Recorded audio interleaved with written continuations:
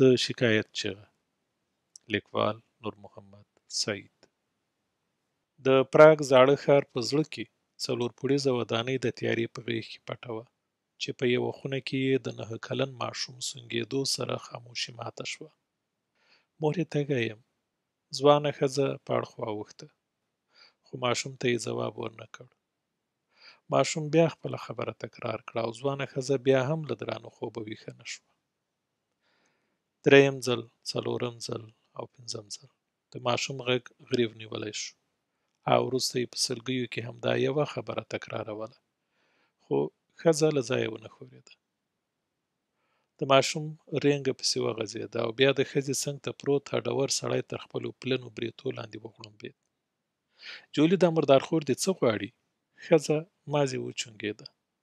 سړي دا ځل سر له بالښته راپورته کړ. چینجنه تر څه وخته به اوبه هم له نورو غواړي؟ ماشوم غلی شو، خو سړی له بستره پورته شو. همداسې په غړمبېدو یې ماشوم له وزره ونیو او بالکن ته یې کش کړ.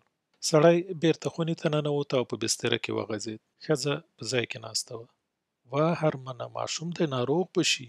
سړي د ځواب ورکولو پر ځای په کمپله کې سر او غوږونه ونغښتل. ښځې هماغسې په ناسته یو دوه ځله په ټیټ غږ د ماشوم نوم یاد کړ. فرانس، فرانس. بهر بالکن کې ولاړ ماشوم لړزې نیولی و. د مور غږ یې هم نه اورېد. سړه سیلۍ یې پر زړه ننوته. د خپلو ژامو د کړپېدو غږ یې اورېد. زړه یې په ګوګل کې داسې ټوپونه وهل ته وا په لومه کې مرغۍ سار شوی. پښې یې پر یخ وهلې غولي نه تم کېدې. د بالکن تر بله سره یې منډه واخیسته.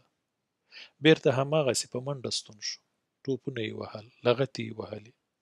خو د شپې له پخېدو سره یې ژړا ودرېده. اوښکې یې وچې شوې. سپېده چاود مهال د بالکن په یو کونج کې نغښتی ناست و. مخامخ دیوال ته یې کتل. بیا یې د زړه زور سره راټول کړ. چیغه یې کړه. د ستوني غوټه یې پرانیستل شو. پړ مخه پرېوت. غږ یې د ډبرینو ودانیو په کتارونو کې ازانګه وکړه. هرې کوڅې ته ورسېد. د واکمنو، سوداګرو، قاضیانو، دوکاندارانو، پلرونو، مېړونو او تر کړکیو ورسېد، خو ټولې کړکۍ تړلې وې. هېڅ یوې تودې خونې ته د 9 کلن ماشوم یخ وهلې چیغه ونه رسېده. هماغسې په هوا کې لړزانده پاتې شوه.